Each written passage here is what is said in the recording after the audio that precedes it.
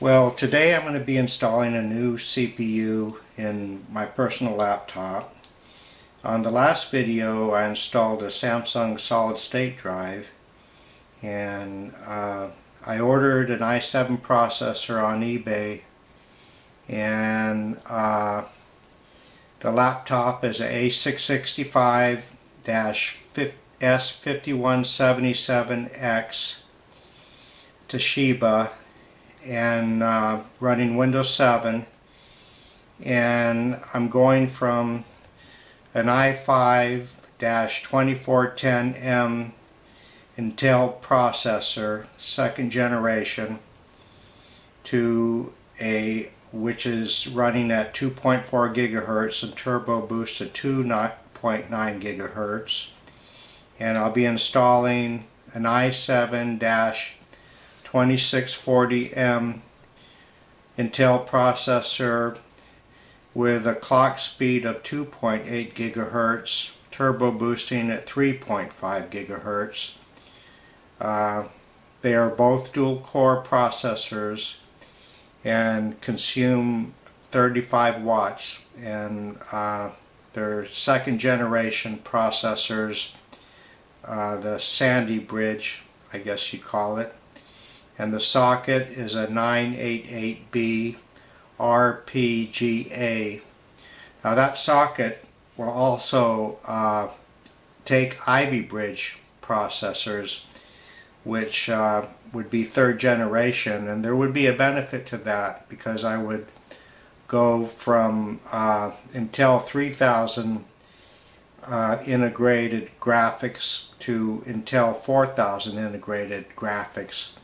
But I don't think my BIOS is pretty old, would support the Ivy Bridge processors, and I wasn't willing to buy a processor and then find out it wouldn't work. So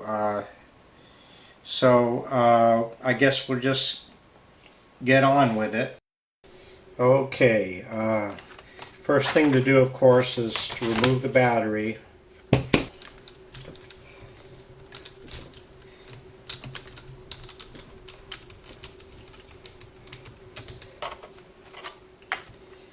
And we'll be removing the motherboard, and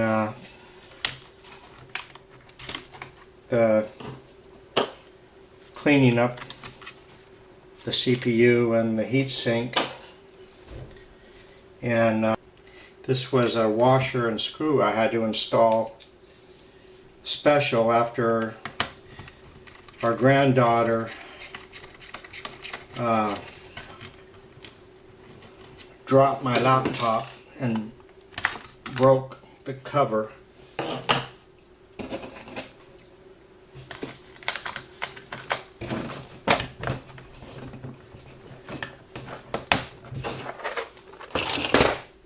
And we have to go ahead and remove our DVD burner.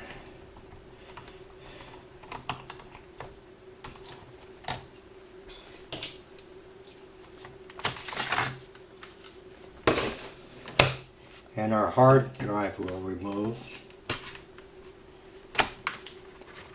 It's a solid state hard drive I installed the last video. Okay, so the next thing to do is just to remove all these screws. And since I don't have or know how to do time-lapse video, I'll be back to you in a minute after those screws are removed.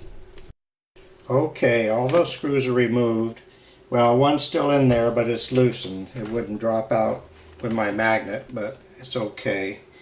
Now, the next thing to do is we'll take out this keyboard, and it's kind of inlaid in there, so there's a special way I do that for this kind of keyboard.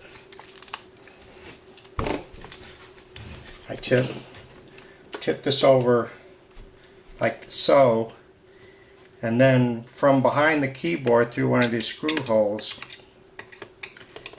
I put this thin object through, and we'll turn this back over and you can see what I just did.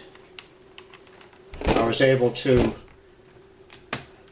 lift that edge up enough so I could get a finger under it, and now I'll be able to take it out and release the ribbon cable locks. And get us another screwdriver. Oops.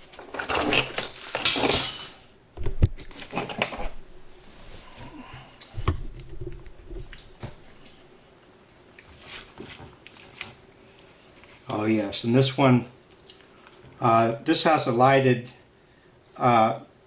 keyboard, so there's two ribbon cables. And so I'm going to turn this off while I find my smaller screwdriver. Now these ribbon cables, connectors, they make them in various ways. And this looks like it has the same release that the other cable had. Same type of mechanism for releasing it.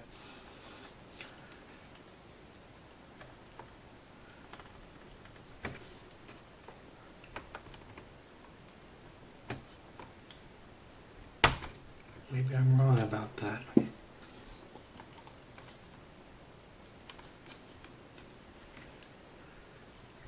Okay, yes, I see it now. It's black. I may have to get better light in here. There we go. Okay. Alright, so that's done. I think I'll bring a better light over here.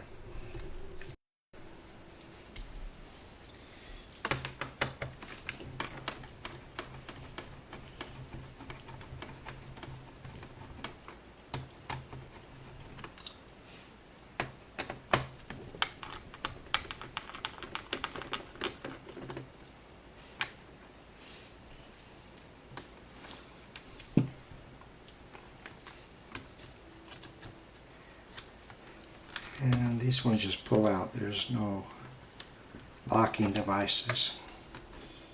Okay.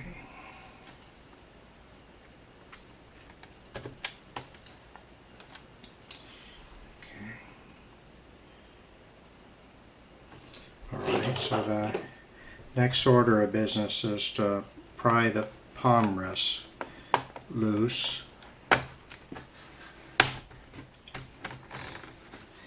It's better not to use a screwdriver because you might put nicks in the palm rest of the casing. So I have these little scribes I got on eBay that are meant for this.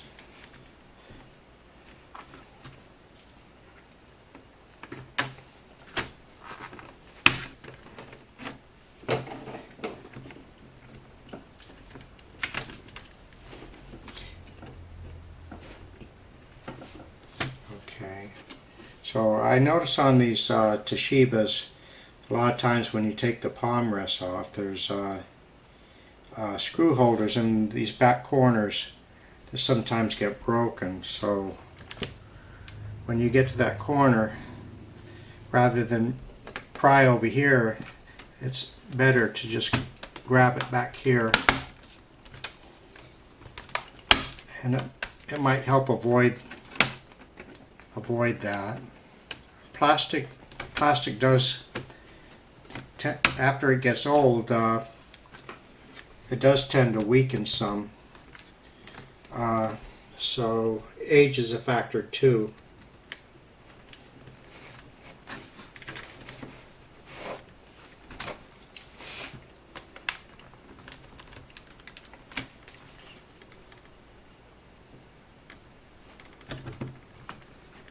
Well, I wonder if I left a screw. Let's just look. See, maybe this one didn't come out good, but it is loose, I think. Let's look on the bottom and see if I forgot a screw.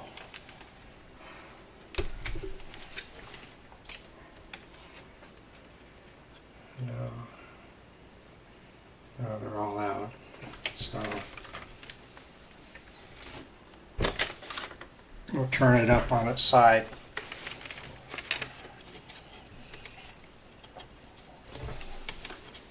And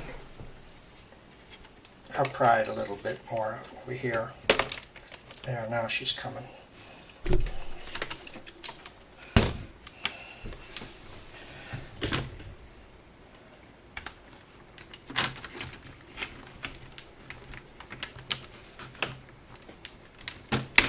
Here we go. Yeah, if you break those corner, there, you break those corner screw holders, then you either have to buy a new palm rest, and one did break right here. Yeah. So that's what I was afraid of.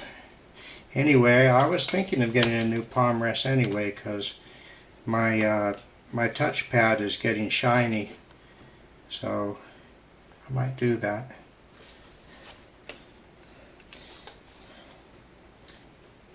The only other alternative is to run a screw straight through, but I don't really want to do that. Or you can just let these two screw holders hold it, but then this is going to be a little bit loose.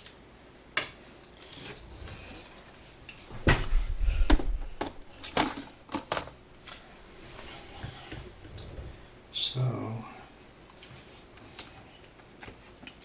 that is one of the weak points on a Toshiba A665 when you take it apart, and this laptop is getting older. I've actually bought palm rests for this model, and they come already with a broken screw holder there.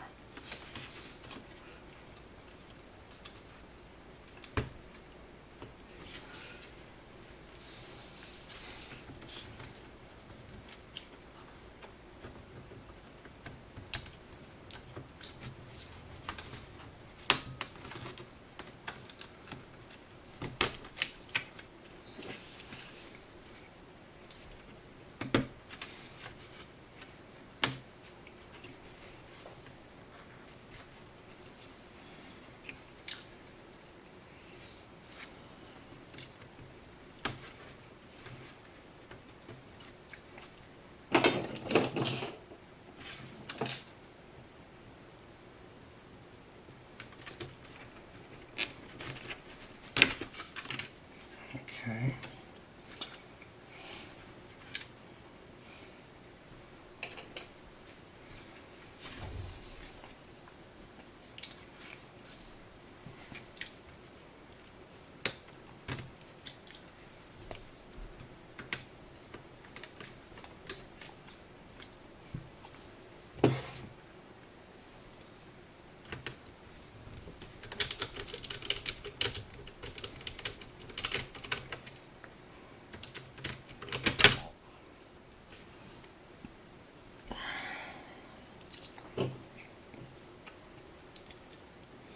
Yeah, as I was saying, that on that palm rest, that touchpad has gotten shiny, and it what that does is it causes when you're using it to have your finger drag more, and that doesn't seem like a big deal, but over time it kind of is annoying.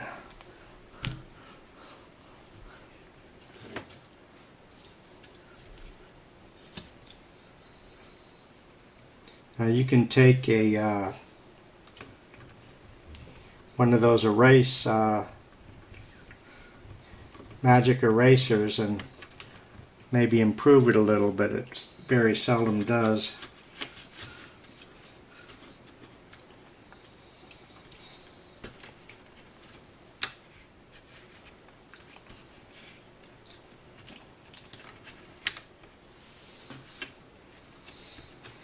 Okay, I think, let's see if there's any more screws on the palm or the motherboard. Oh, I think that's about it.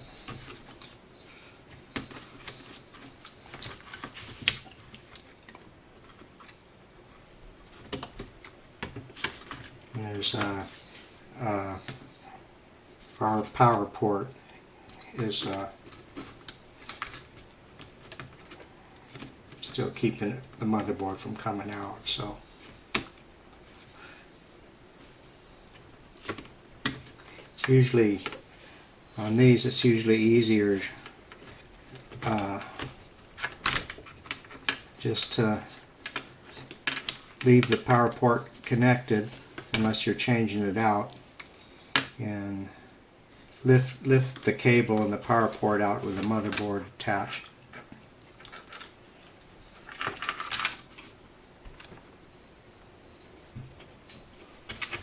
Okay, so we'll set this aside.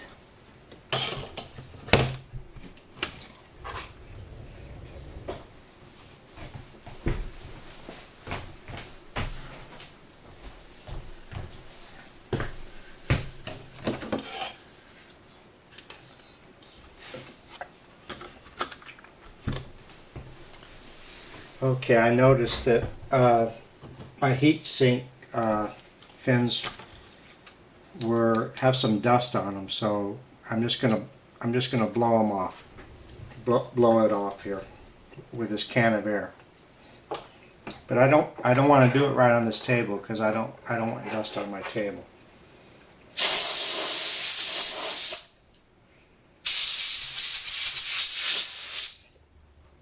Okay, see, it's, well, a little bit more. It's a lot cleaner now.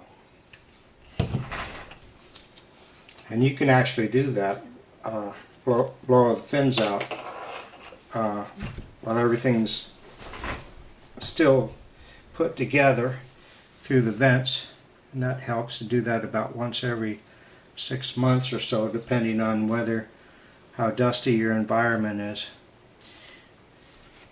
Okay, so now we'll disconnect the heatsink. Move it over a little bit. I don't know where the best position. Yeah, I guess that's fine.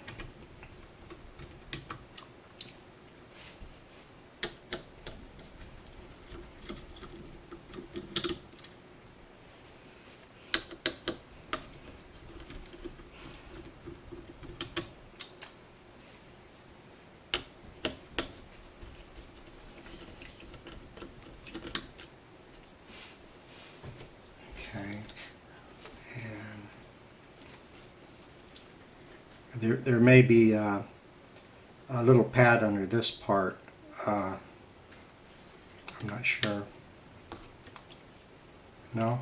Oh yeah, there is. It stayed stuck. This thermal pad stayed stuck to the heat sink, so it looks like it's in good shape. Okay, so now what I usually clean the old thermal compound off is with alcohol and Q-tips from the heatsink and the CPU. Well, no Q-tips, be right.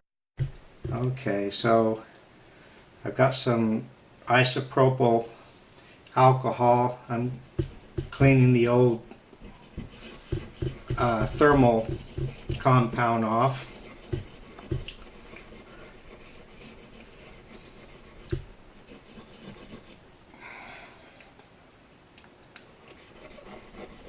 And this, I found, this way you don't really scratch it with these Q-tips, and if it's real hard to get off, I might use a product called Dissolve It.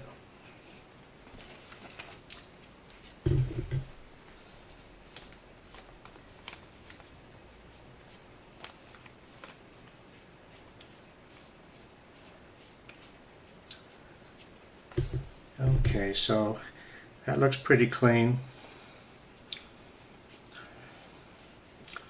We'll set that aside, and I'll bring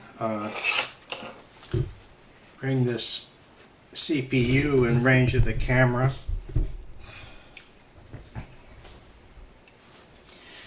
Okay, so there's a screw here to release it.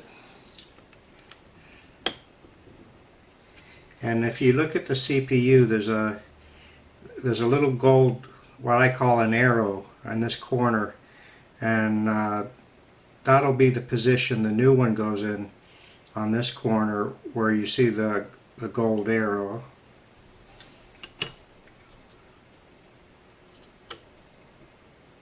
Okay.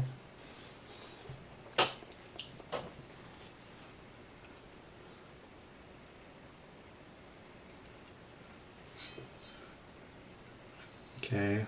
Now I don't know if you can see it, there's also an arrow right here that corresponds with the position of the CPU. Okay, that went in. The reason why I didn't clean it first is those pins on the back side, they're very thin and easy to bend, and by putting it in place first, then it has better support and less likely, well, it won't bend the pins now if I put any force on it. Okay. Now this CPU, it looked like it was worked on at one time other than what the factory did, and that thermal compound was put on pretty much a mess, and maybe they used too much, I don't know, but we'll get that all clean.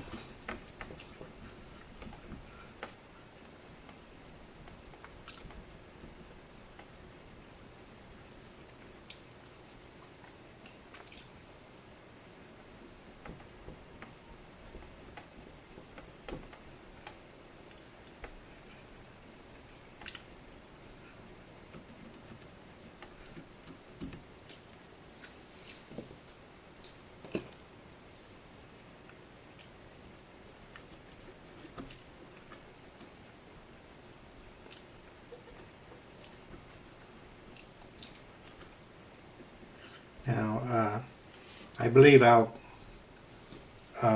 take it back out and get rid of these crumbs instead of letting them drop on the motherboard.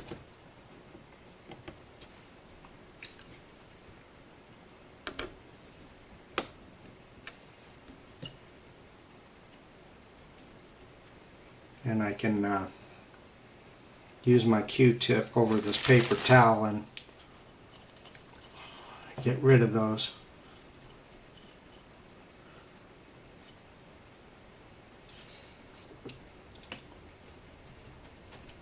You still have a little bit stuck, and I'll just hold it by the edges and get the rest of that off. And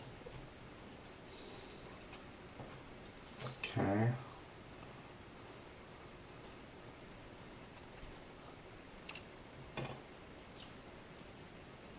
Okay, I know you didn't see what I just did, because I know what the angle of the camera was and zoomed in that one spot. We'll put this back in position.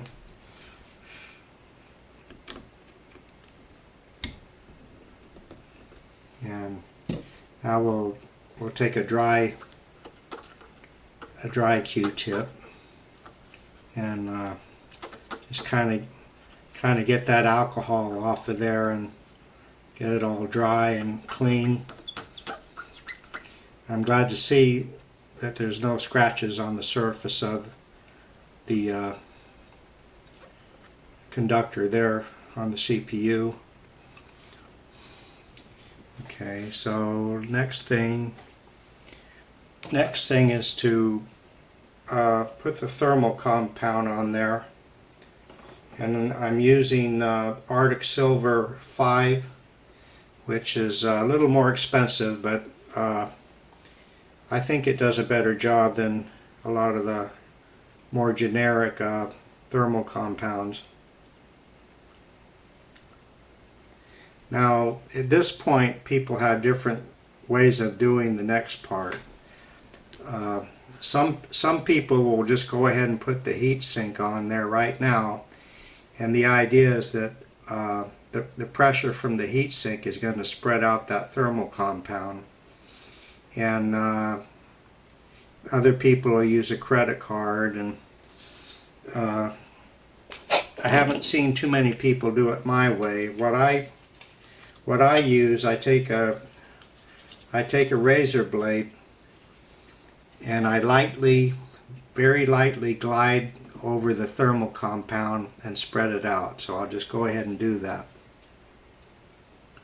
And you have to be very careful with this so you don't scratch it. And I go one way with it. I like to see that the whole area is covered. I like to know that it's covered before I put the heat sink on.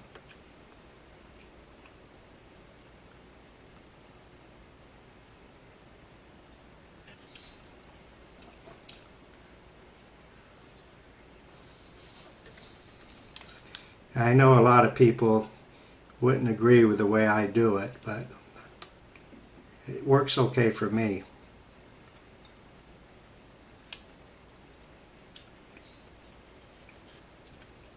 You don't want it real thick.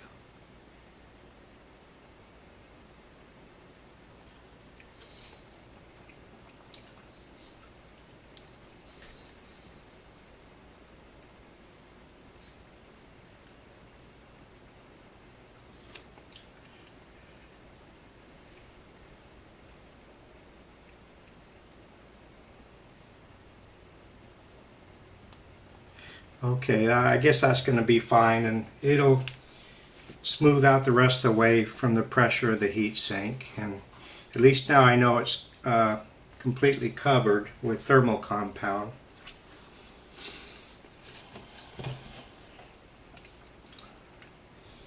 Okay, so I'm gonna zoom back so we can see more of the motherboard.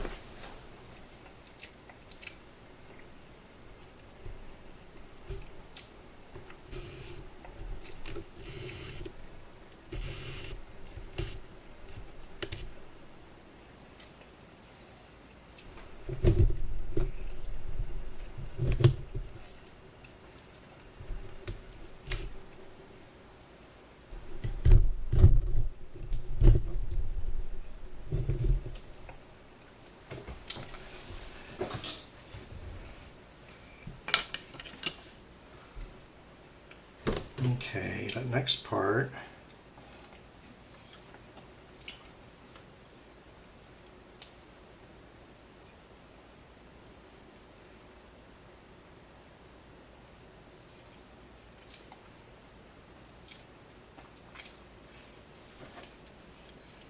Okay.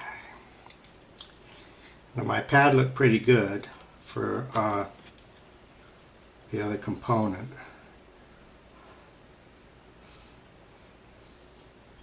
Okay, that's in place. Now the heatsink is numbered for the screws you put in first and last, and I just tighten down a little bit on the first two before tightening all the way. And then I put my finger right in the middle and put some pressure and get two of the screws tight all the way.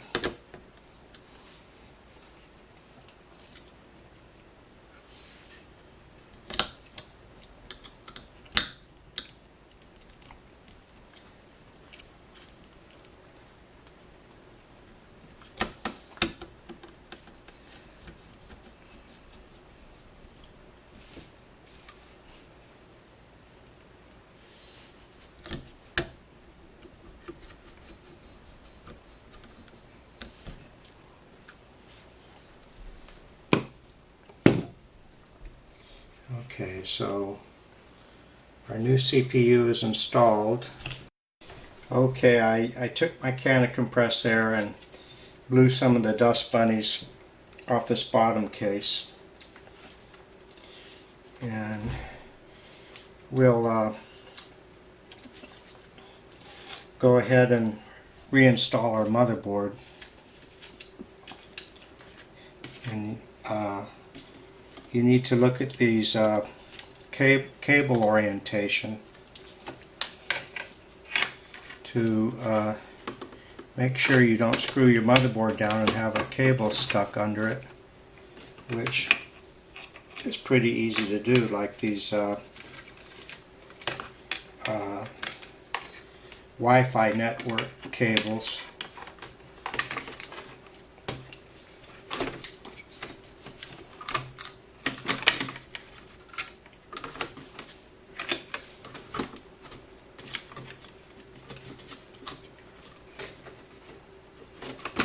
And let's set this in place. It looks like one of our cables is under there, so there.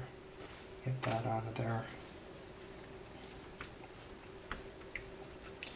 Okay. Now there was one screw holding the motherboard down. There's a little white arrow there that shows that your screw goes there, but doesn't seem to be the right screw, does it?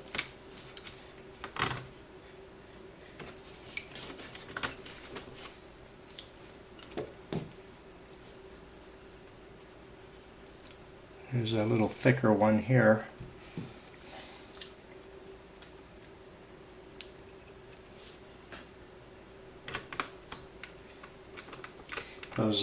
That other one I believe was for the fan that I tried to put in there. Okay. And we'll blow our fan with compressed air.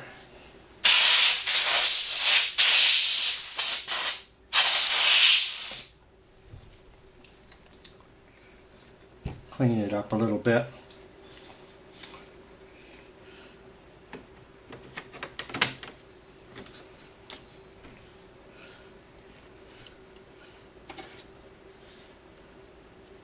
Now I'm 65 years old, and if someone ever tells you an old person can't operate or work on a computer, then you can tell them they're a liar and they don't know what they're talking about.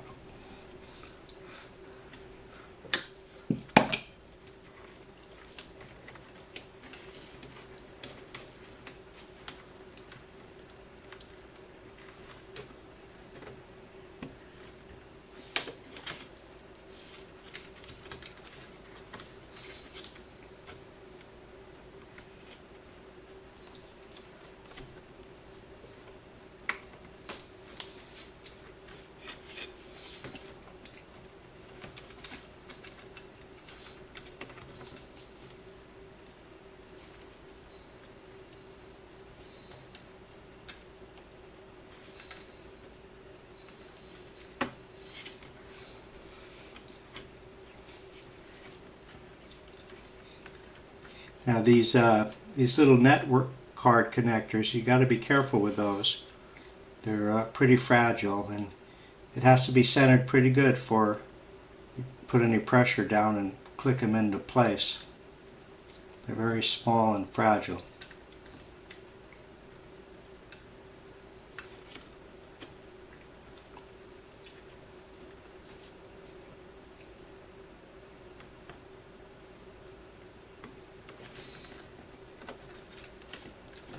Even I have trouble once in a while. Let's do the one that's underneath first.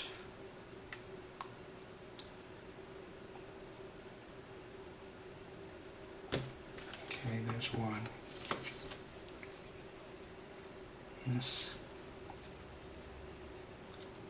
still looks good. I've actually, when I bent one time, I was actually able to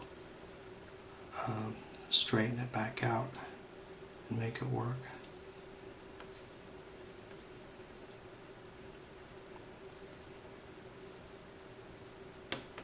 Okay, there's the other one. Okay, good.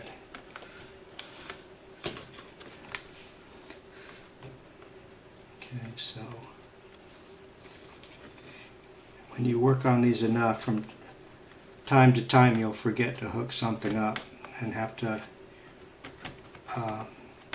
take your palm rest back off, but it's good to look over everything really close before you put your palm rests on.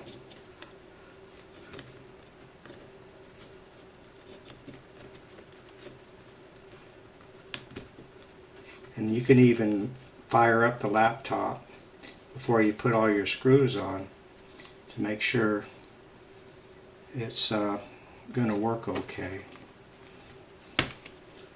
And save yourself a little time if you have to open it back up again.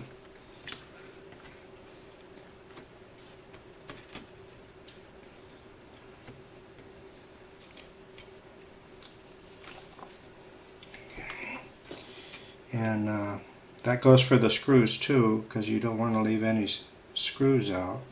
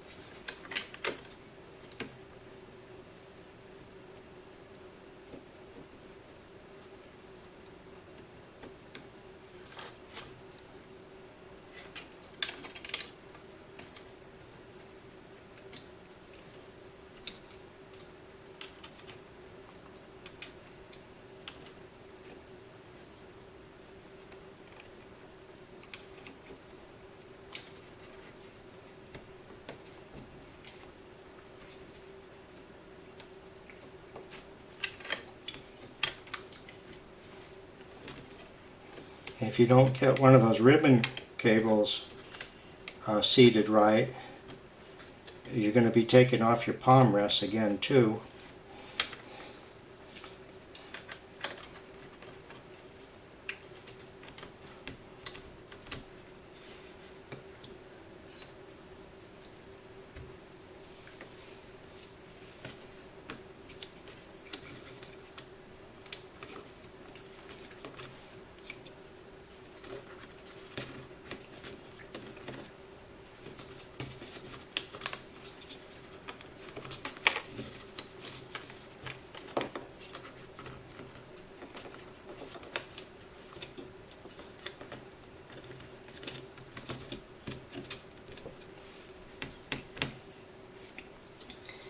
Okay, let's see.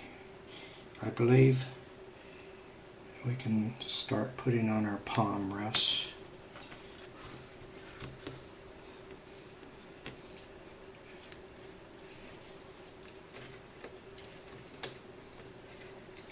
Okay, I'll grab that.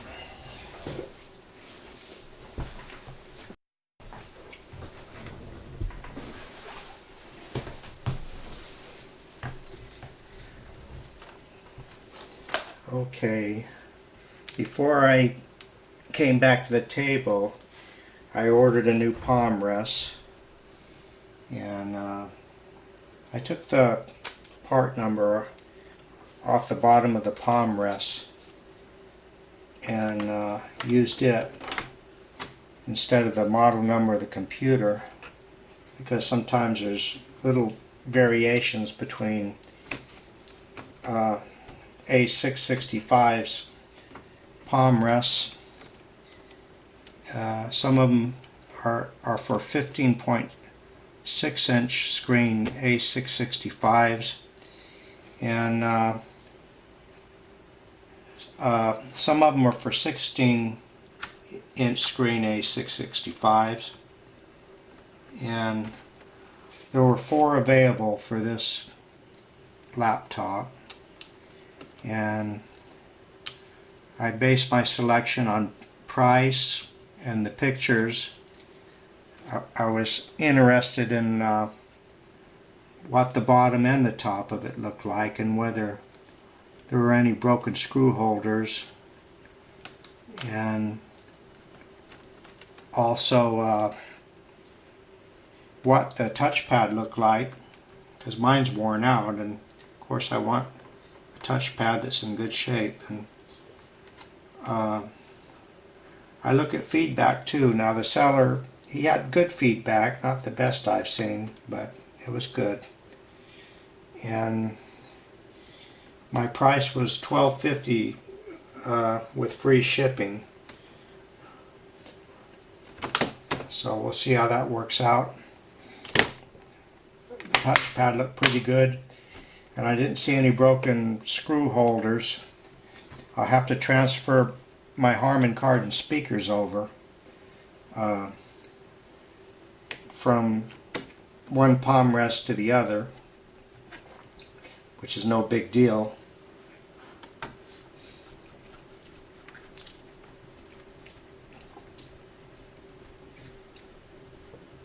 Seems we got a little strippage here, or something not quite right. Maybe that's why it didn't come out.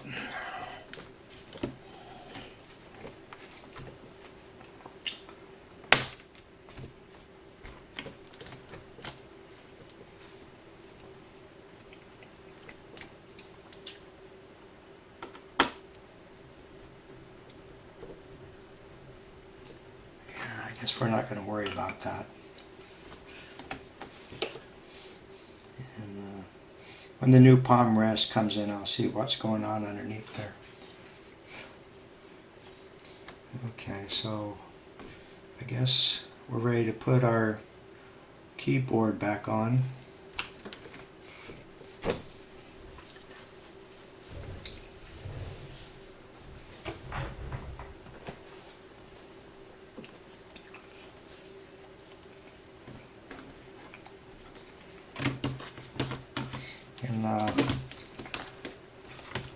I know from before it's a little tricky to get the cable in that provides the lighting from the motherboard to the on the keyboard. Maybe it's not going to be so bad after all.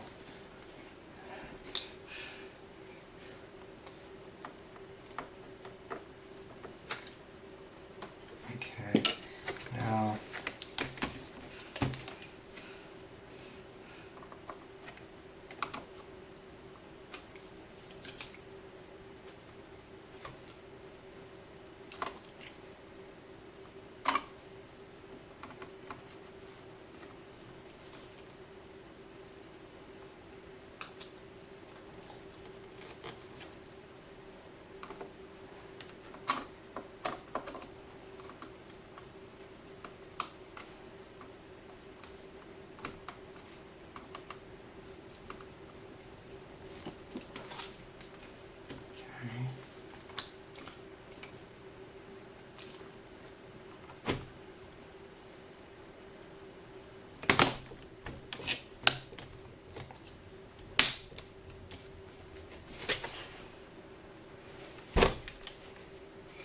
one thing about the new palm rest I'm getting, only the X model Toshiba has black palm rests, and what I'm getting is a dark gray one. That doesn't matter that much to me.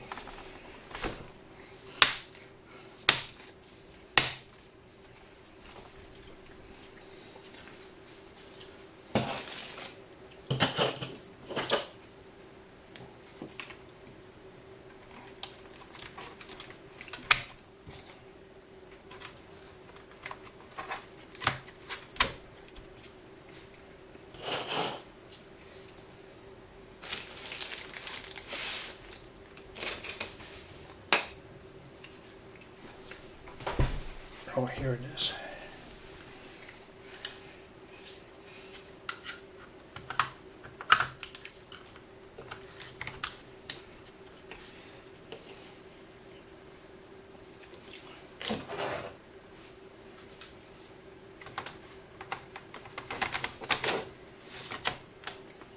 Okay, so before we bother putting all our screws back in, we'll put the battery in and just start it up and make sure everything's working.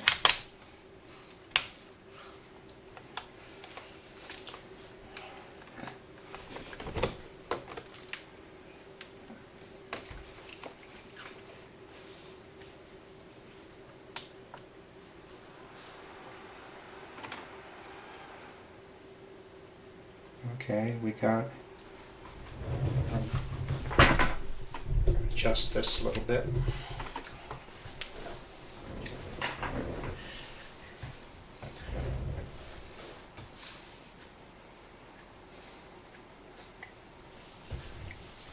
We'll hook in the power cord. So it's installing the driver automatically for the i7 and perhaps a video too. Okay, that driver installed. It asked for reboot. I did that, and the video drivers installed and all my icons are small again. And we'll check things in computer properties.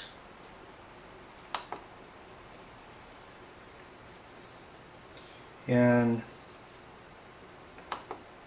it says I have an i7 2640M CPU running at 2.8 gigahertz. I know I have sound, I have video, and we'll check the web camera later and the rest of the devices, and we'll go back to computer properties.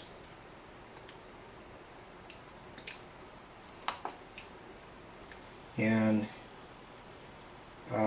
I'll disable my Wi-Fi,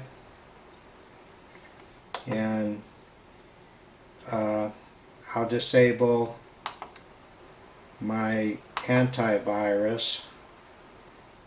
So, and then we'll refresh our Windows Experience Index score and see what kind of an improvement we got. I'll go ahead and focus in on that a little bit.